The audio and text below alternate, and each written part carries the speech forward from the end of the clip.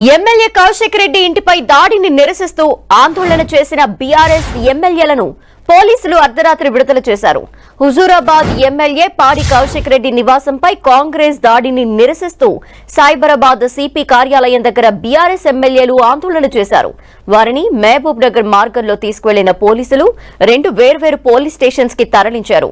Keshampet police station కి మాజీ మంత్రులు హరీష్ రావు, ప్రశాంత్ రెడ్డి, గంగుల కమలాకర్ ని తరలించగా తలకొండపల్లి పోలీస్ స్టేషన్ కి ఎమ్మెల్యేలు మాగంటి గోపీనాథ్, వివేకానందను తరలించారు.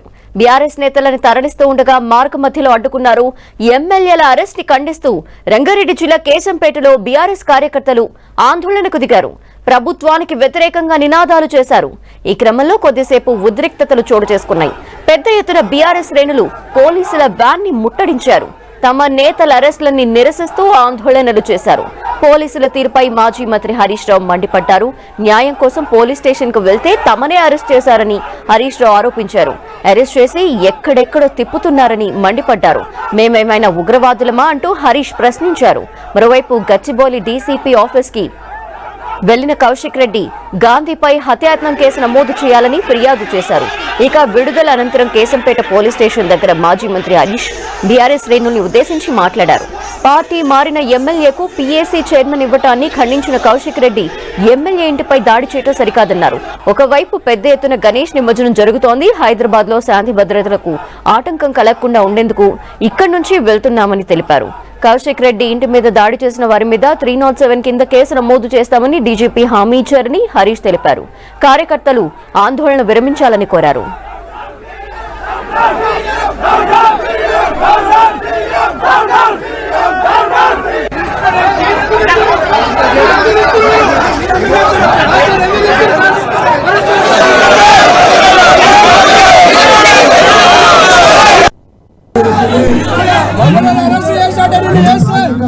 ప్రజాప్రతినిధులుగా తెలంగాణ తెచ్చిన పార్టీగా లా అండ్ ఆర్డర్ మెయింటైన్ చేయాలని మేము సహకరిస్తా ఉన్నాం.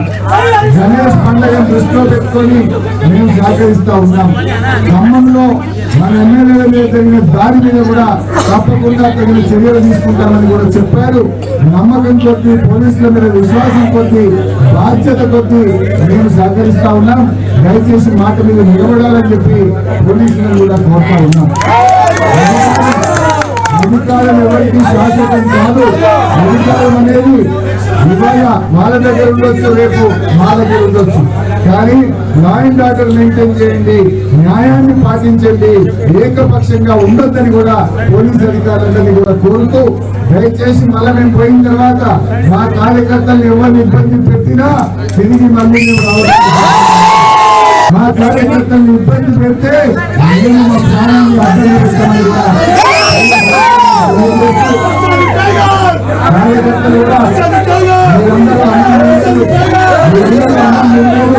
మీరందరూ ఇబ్బందుల్లో ఉన్నారు.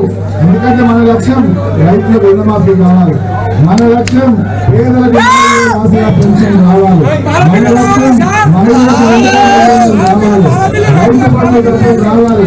దాని మీద పోరాడదాం, దాని మీద ప్రభుత్వం మీద గట్టిగా పోరాడి ప్రజలకు మేలు జరిగే విధంగా చేద్దాం.